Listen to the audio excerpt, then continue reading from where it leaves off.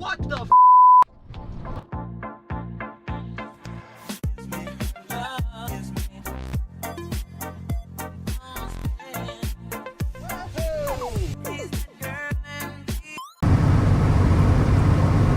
Well, okay, I'm driving my 93 Cummins turbo diesel Dodge D250. This is the 5.9 12 valve Cummins. Hell of an engine. You can see it's not very fast, even with that turbo. I'm getting passed by a county bus here.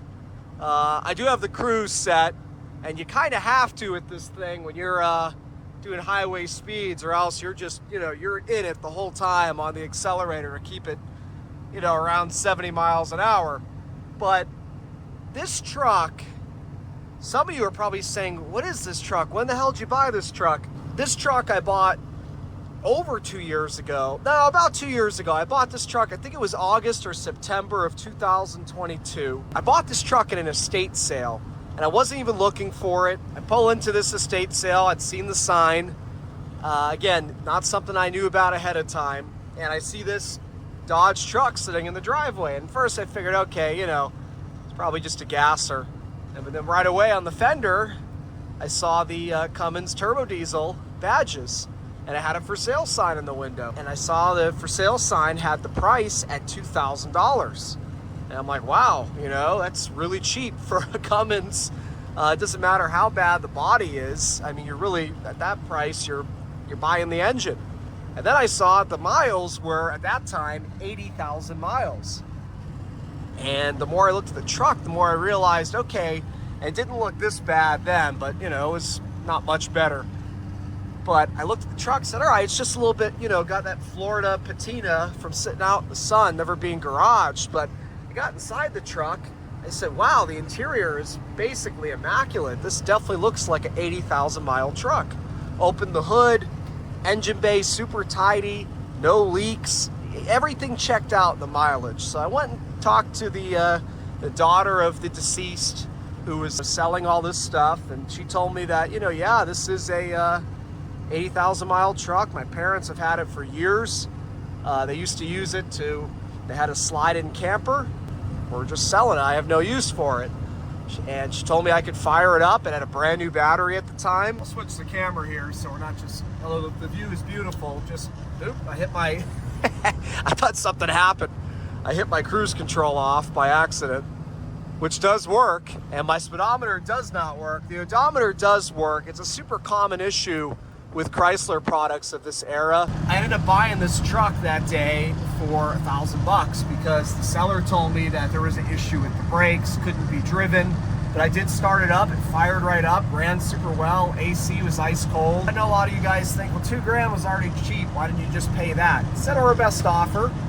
And, obviously not being able to drive it, and the daughter didn't really know anything about the truck. Her parents had it for years, but she never really had anything to do with it, so she didn't know if transmission was good or if it was slipping. Didn't know the service history, really. There was no records with it. It was negotiable, and obviously I'm gonna look out for myself and try to get the best deal I can. I mean, she had every right. It's not like the daughter was incompetent. It's not like it was a 90-year-old woman who didn't understand the value of the truck. She had told me she had done her research on the price and saw that these trucks could be big money when they're in good condition, but being that she didn't know the condition of the truck that well, that's the price she chose. $2,000, her best offer. I ended up buying it for $1,000. I towed it out of there because she told me there was an issue with the brakes, and they didn't want it driven out anyway because it didn't have a plate. So whatever, I lived pretty close by. I used my AAA, I towed it to my house, and the tow truck driver had put the e-brake on once he loaded it up on the flatbed, and that got the e-brake stuck. We don't use parking brakes here really in Florida at all because, as you can see, everything is flat. So anyways, the truck, I think I put it in part one. I ended up cutting the parking brake cable because the truck was dropped in the middle of my driveway and it was locked up solid. So I cut the cable, that released the rear brakes. And I drove this thing not even a mile, and I figured out what was wrong with it because I said, well, geez, it's got brake pressure. She didn't exactly say what was wrong with the brakes. She just said there was an issue with the brakes. And and one of the front calipers locked up real bad to the point where the truck was, I was having to rev this thing up just to get it to move. So I got it home, said, all right, cool, I got to order some hoses and calipers to the front, might as well just do it all. And like right after I bought this truck, so I think it was September of 22, Hurricane Ian happened. And with Hurricane Ian, I ended up instantly buying dozens of flood cars. So this truck just became a kind of like a do-it-later project because the saltwater cars became the priority. I had to get them remediated, get the salt out of them, get them cleaned up. This truck, I have several other pickup trucks, so it just sat in the back burner, and that back burner sitting became 2 years. So recently, I decided, that Dodge, it's a shame it's just sitting around, and a lot of my other trucks have broken recently, and they have bigger issues than what this truck had, which was just doing a full front brake job, really. Pads and rotors were fine, I just needed to do the calipers and the hoses. So I figured this truck would probably need more work after having let it sit for almost 2 years, and it had been sitting for some time before the previous owner's estate sold it because they weren't really driving anymore. But anyways, I did the brake job, and that's all this truck needed. I put, several hundred miles on it at least. But today was its first big trip. I've been doing a lot of local use with this truck, and I've already driven today, you can see on the trip odometer here, 120 miles. So it's like 90 something degrees out today, super humid, super sunny. This is not old car weather if your old car is not in the best of shape. And you can see here the coolant temp, nice and cool. It runs perfect. And that's what's crazy. This thing sat for years between me and the previous owner. No water in the fuel. I've already been through a few tanks of diesel with it. Ice cold AC still. The AC sitting for all that time, didn't leak out any Freon. I'm super impressed with this truck. And it's no surprise because the reason these are so popular, these Cummins equipped trucks, is because it's a great diesel engine. They got a major cult following, just like the older 7.3 Power Strokes or the Duramax diesels. But this truck's been awesome. What a score. I paid $1,000 for it. This is kind of like an update video, right? Because I did part one on this truck, and the brakes locked up, and that was part one. And I figured I'd be doing part two real soon after, say, hey, I fixed the brakes. This is how the truck runs and drives. But again, I ended up buying all those flood cars, and I never got around to this thing. Here it is now. I thought about doing this video last night because I knew today was going to be the first big trip I took this truck on. I'm going to probably drive it another 200 miles today at least in these extreme temperatures. And well, I'm not towing anything. That's obviously easy on the truck, but it hasn't skipped a beat. So yeah, that's all she needed. The rear drums were fine on this thing. I checked them out when I was messing with the parking brake a couple of years ago. This thing stops on a dime. Again, it runs perfect. Turbo is great. When I did the oil change on this recently, it takes like 5,000 quarts of diesel oil. And I got a Mopar OEM filter that's about as big as my arm. I checked because I took the air box out of the way for easier access to the oil filter. I checked the turbo on this thing for any shaft play or anything like that while I was doing that, and it's rock solid. Nice smooth spin, no play. Again, this is an 82, left that there, of course, by the original owner. And I gotta mention that real quick. 82,000 mile, 12 valve Cummins. You don't find them anymore. Another thing I did in here, you might remember if you watched the original video, the headliner was, the actual backing board was sagging down. It was touching my head when I was in this truck. So I just took it out. I kept the backing board if I want to put a headliner in here in the future, but honestly, this is just glue. This isn't rust. I'm fine with it like this. This cab, you can see I put some aluminum tape there because that was rotted through. The cab's got rot holes on it on the top of the roof. I think this truck's had a roof put on it before because the way these roofs are designed, with the little gutter around it, the rain rail. You could swap the roof out. This would stay, and there's a roof section that goes on top of it, but that's rotted now too. I got a good friend of mine who's an excellent welder, and he had to get a hand surgery done. Of all things, that's the last thing you want as a welder. When he's fully recovered and he's got some downtime, he said he'll sort up this cab for me. My plan with this truck is to put a gooseneck hitch, buy myself a 2-car trailer, and use this truck because I am going to be moving in the future. I can move a lot more cars that way instead of moving them one at a time or paying a transporter an exorbitant amount of money. And it'll just be nice to have that trailer for future use. That's the story to summarize. That for a couple of years, sat for years before that. Bought it for $1,000. All I had to do was put front calipers, hoses, bleed the system. That was it. Total steal of a deal, this truck. And the transmission shifts beautifully. I mean, as well as you would hope it would. Fluid's nice and clean. It shifts awesome. Because again, when I bought it, couldn't test drive it. For all I knew, I'd start driving this, the transmission was going to be slipping all over the place. So there is no mechanical issues with this truck. No check engine light, nothing. And you just breathe on the key and it fires right up. I got quite a bit more of driving to do today. I'm hoping it's uneventful and I don't have to do any more updates, but if I do, I will report back. Otherwise, all right, just a little bonus footage. You can hear the diesel rattling away over here. Wait, oh, close call there. This is how bad one of my storage buildings has gotten. With it's a total mess. You know, I've got a bunch of extra shelves, just never set them up, and kept dropping things off here a little bit at a time.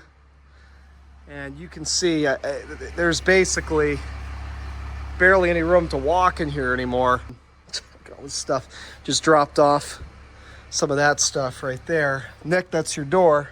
Nicely protected, your town car door you asked for.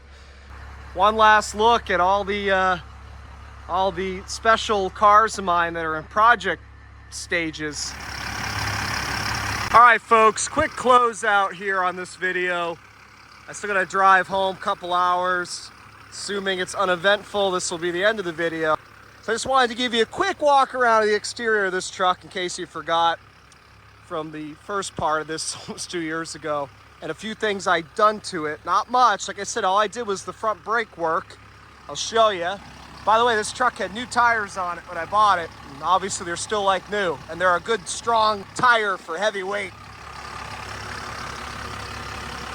So you can see that nice new shiny caliper there. I do have the wheel covers still and the trim rings. When I did the bleeding, I never put them back on. So you can see this is what happens to trucks in Florida. Really anything, it sits out in the sun.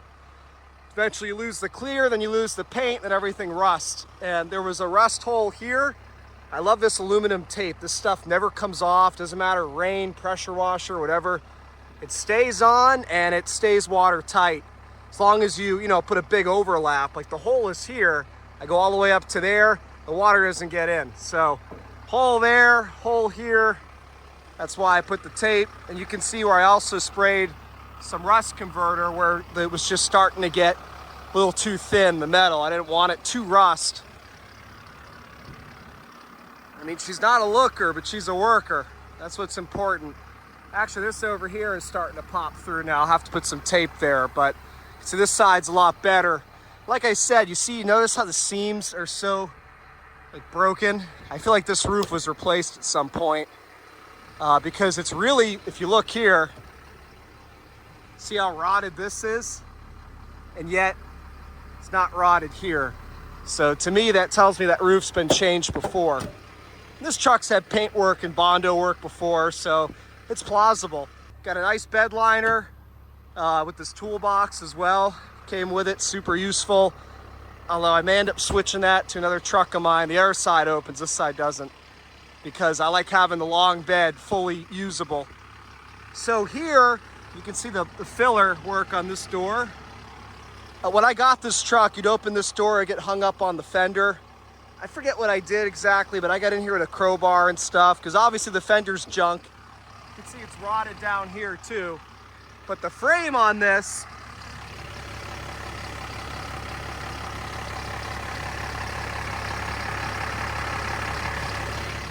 this is a Florida truck since new. And I meant to mention it when I was driving earlier talking. See all this crap blowing around, all this stuff from the fire? It's even getting in the truck. This was a one-owner truck. The lady I bought it from at the estate sale said her parents had it for a long time. We didn't talk that much because she was dealing with other people at the estate sale as well. But come to find out, I found this is what it's all about right here. The beast runs like a top. There's that big pulsate turbo. This is the battery it came with. It was brand new when I bought this truck, or several months old.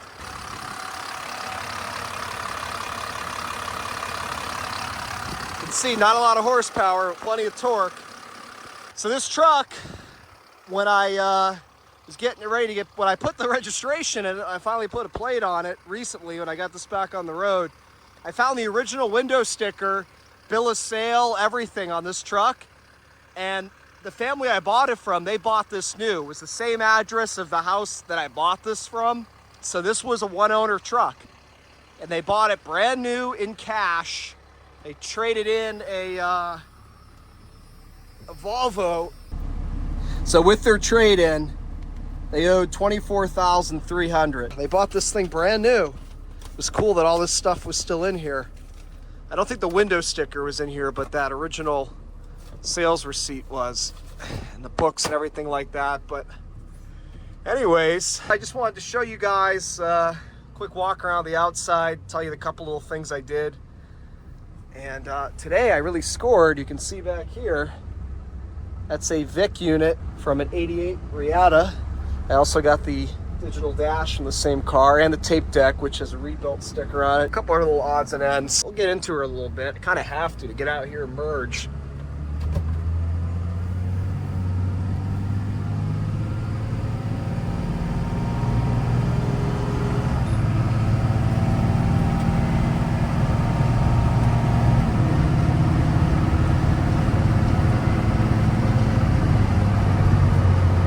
You can see she shifts like butter. It's not a fast truck, but it'll get up and go. It'll get out in the road. Thanks for watching, guys. I hope you didn't mind this video. It's an update on this truck. 173 miles now I've driven today with it. Like I said, this is my longest drive with this truck yet. And I still have about another 180 miles to go. So, see how she does.